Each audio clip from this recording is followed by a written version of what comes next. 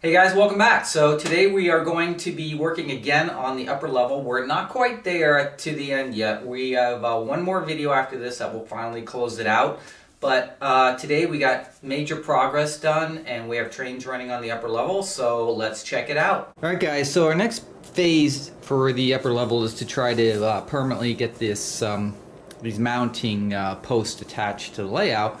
And so, you know, they basically are these poplar squares. That's okay, but we want to finish them off with some kind of finish. And so what we decided to do is we're going to use this square tubing right here.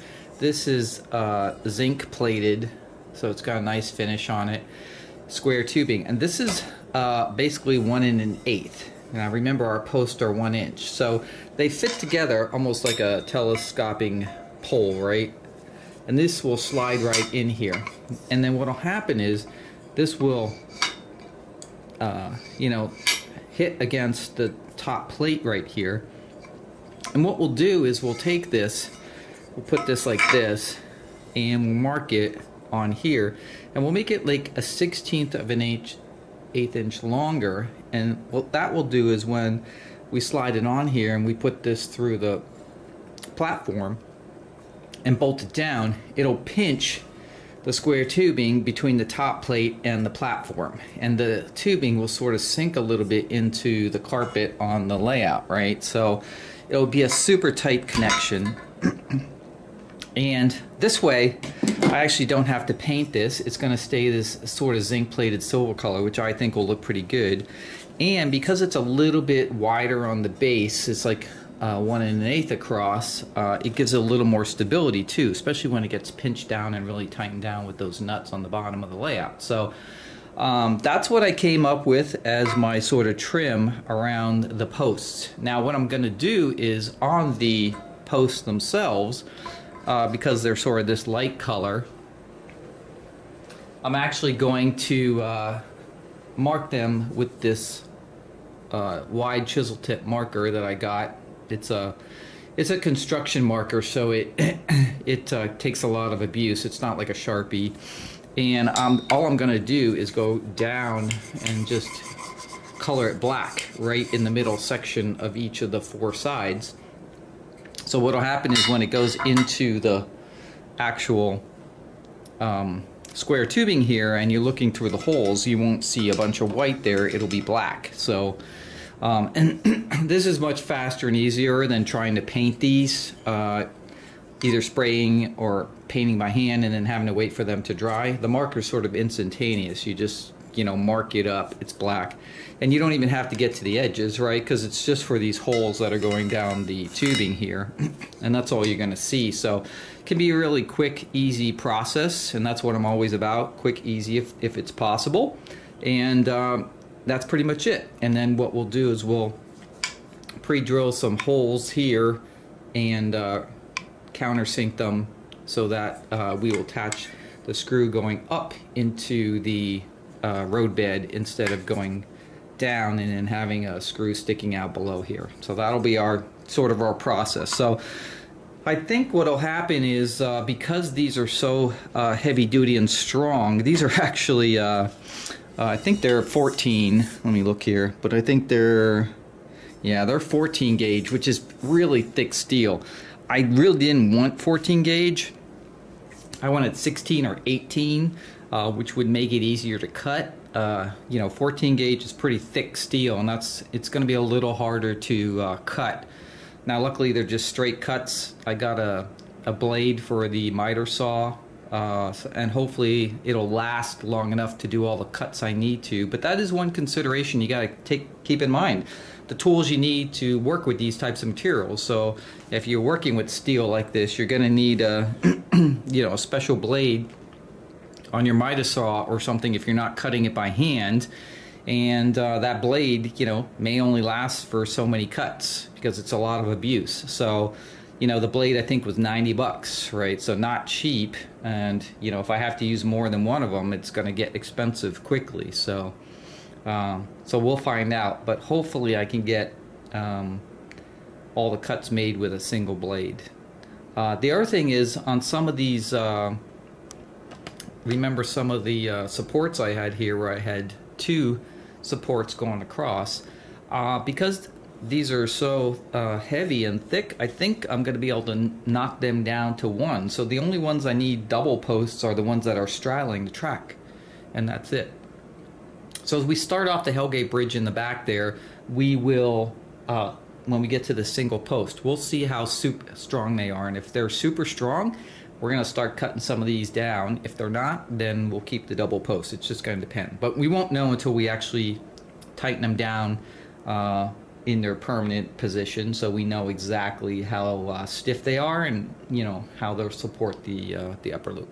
So that's our next step. So we're gonna do a couple of cuts for like 3 or 4 piers, get them permanently bolted down, and then we're gonna see how strong they are, and we'll go from there. All right, so there's the piece of wood that I just took a marker, made black on the center strip there, and then here's a cut piece of the channel tubing.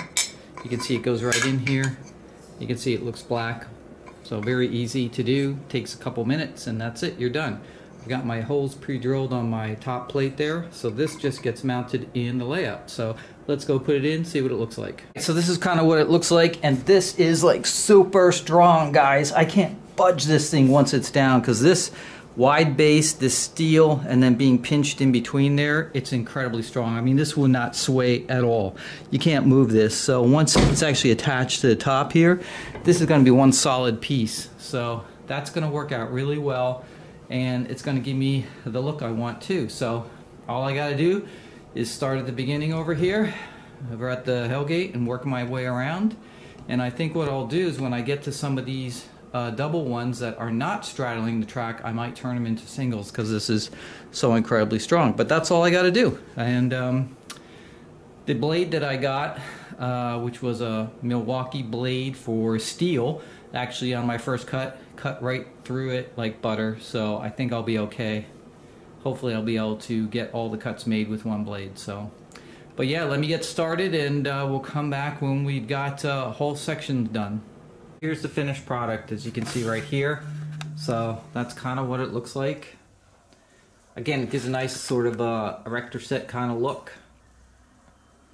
So super clean, and these things are like super strong. Like I'm yanking on this right now, and it is not moving at all. So just absolutely super solid. So yeah, so I basically, on these 3 over here, they stayed as the double straddling piers, right? And then I had a single. I had a double here originally right here. I was able to turn this into a single. This one over here does straddle the track, so that had to stay. But then this one right here was also a double that I turned into a single. And then over here, these are 2 just single posts. One straddles the track right here, and then all these over here I turned into a single. I didn't need any of the doubles at all. So that turned out really well. And then back here I have the normal ones that straddle, the big long ones in the back there, and over there. So yeah, that's basically the look I'm getting for my posts. I'm going to leave them the zinc plated finish, so I'm not going to touch them as far as that goes. And that's pretty much it. So that was my method. And as you can see, when you look at them, they just look like they're black inside the little circles, the punch outs on the channel. So that's it. But that method is incredibly solid. So that with the 1/2-inch plywood bolted from underneath on those plates, and we're ready to go. So now we're going to put the next step is to actually put the felt on top of the road bed there. Get that all put on there. We're just going to basically spray a little spray glue, put it down, and cut the edges off around it. And then once that is on there, we're ready to start laying track. So here it is. So we got the felt on top of the track bed here, as you can see. So we just got some spray glue, sprayed it, put it on, and then just trim the edges off. So we got that all ready to go. So now we are ready to lay track finally on the upper level. Alright guys, so I just have to do all my drops, my feeds to the track, and we're ready to start testing. But I thought just for a second here, I'd show you this little tip because somebody asked me about it on one of my other videos. So as you know, I use these little spades as the piece that I put inside the track seam, right, on the tracks themselves to power them from underneath. And I guess somebody was also trying this, but they were breaking off the ends here of these connectors. So what you do is you take a pair of pliers and you just put it in, and you do it all the way up to the neck. So you push it all the way up so the neck is all the way flush against here, and you hold it really tight with these pliers, and then you just take like a clippers, wire snippers, and you just go in the, and you just sort of twist it a little bit, and it comes right off. And there you go.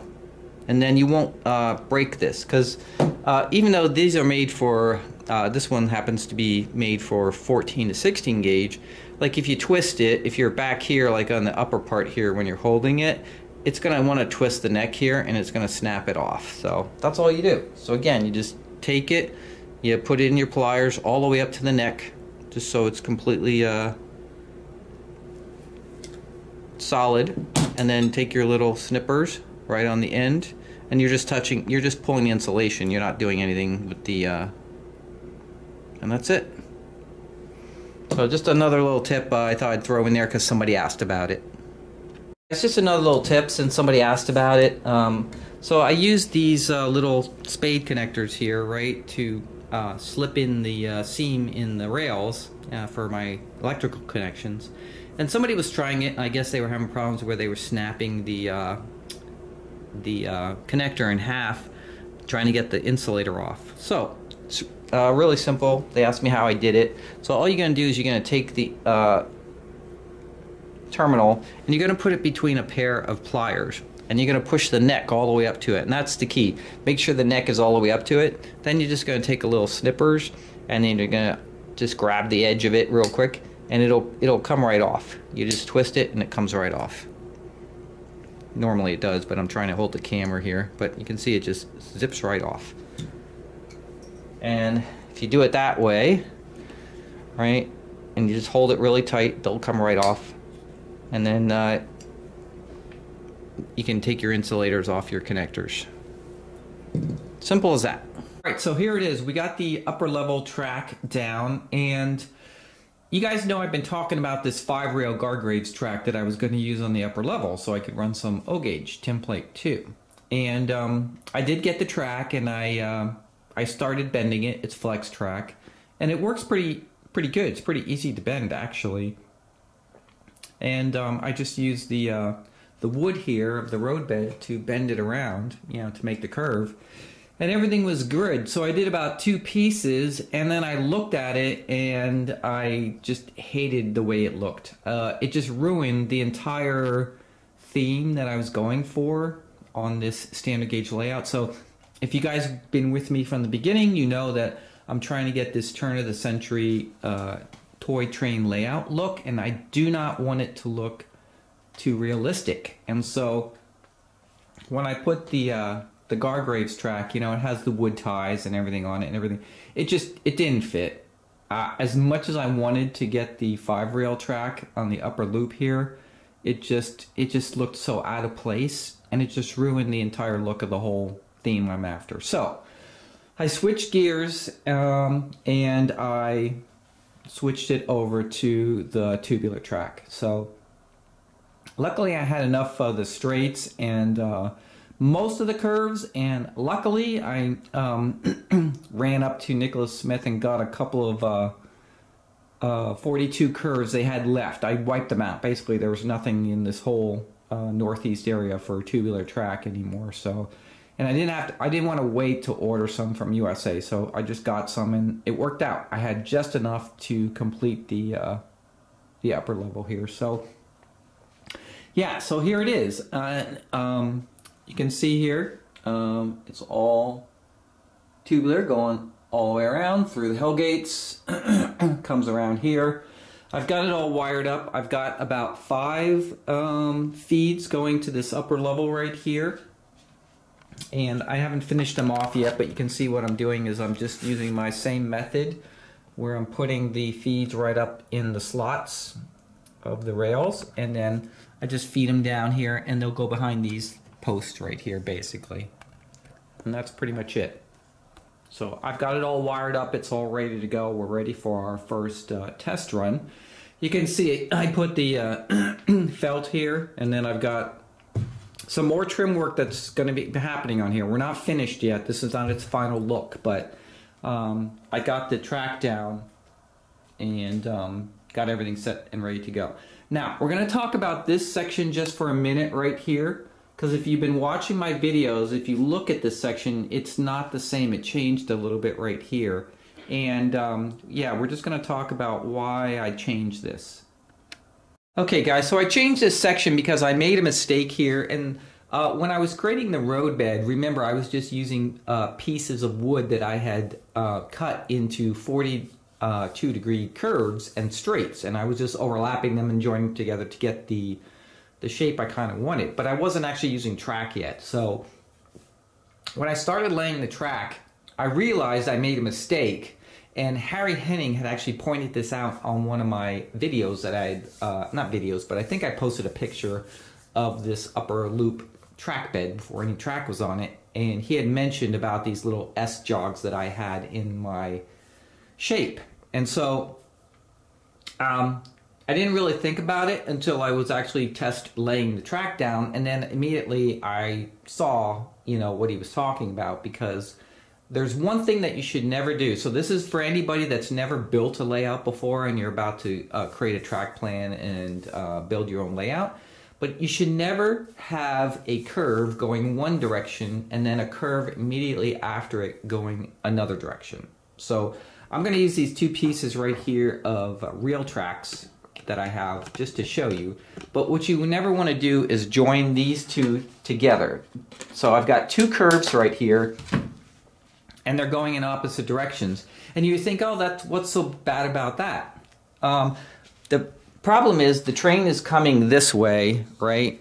And if it's coming around here and it's pulling a car, this car is going this way, and this car is going the opposite way. So the couplers are actually going opposite of each other to their most extreme points.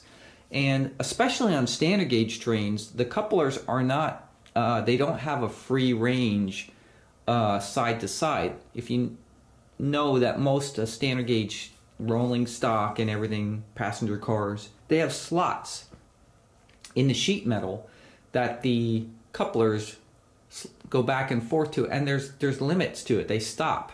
They can't just go as past the body of the car. So there's a limit, and basically what will happen is here, when the one is going one direction, the other is going the other direction, especially on a tight curve like this 42, it's going to derail. It's going to pull it right off the track because they're going to be exceeding their limits. And so you never want to do that, because you'll have derailing, you know, cars and rolling stock and engines all over the place all the time. It'll be just a constant pain. So, you know, whether it's standard gauge, O gauge, or whatever gauge, it doesn't matter. You should never do something like this when you're doing your layout. So if you want to do a change in the direction of the curve, you should always put a straight section between these so that the car that's coming around here has time to straighten out before it goes to the next curve.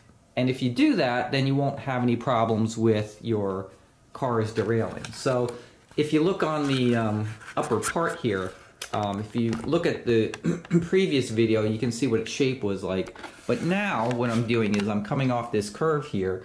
I've got a bunch of straights first before I change direction and then go the other way and then come across. And actually, this curve right here is actually a 54.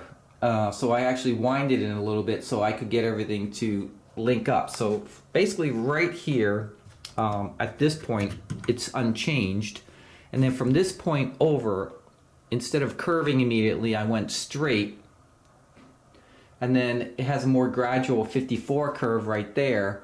there's actually just a tiny little 72 half curve right there, and then it goes and straightens out and then continues on the rest of the section. So it was basically from right here all the way over to right here that I changed it. And actually, it didn't really change that much as far as anything, except for the fact that you notice now this crossover that I had, which used to be on the other side of the 90-degree crossover, this post that's crossing over right here, I just moved it back here, and then I just moved this post over a little bit, and that one over there, I just moved it a little bit, and that was it. That's all I had to do, and it fixed it. Now I got lucky that I found it before, because if I had put all this together and then put all the track permanently down, I would have had to torn it all apart. So just FYI, if you're building a new layout, big no-no, never have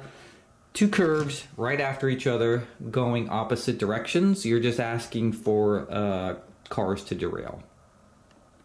So we're going to take our first test run of the upper level, and we're going to use our Steven Gerrard set we have here, which is in the back there, and we'll fire it up and check it out and see if it all works. So I'm going to use command mode, obviously, for the upper level.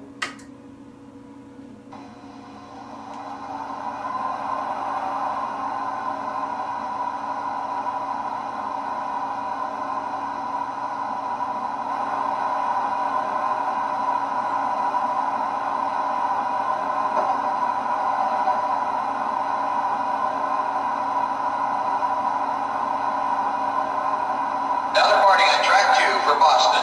Train number 170, the Patriot.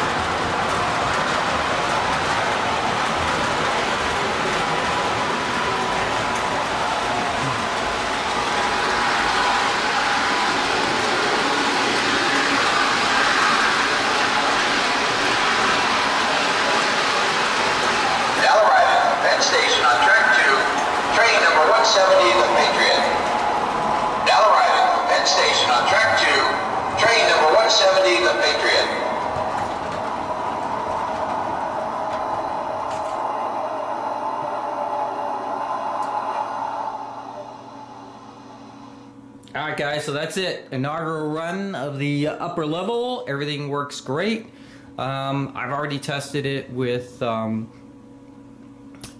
conventional control, which again, remember on the conventional control for the upper level, I'm going to be using the Z transformer, right? And it's going to be this knob right here.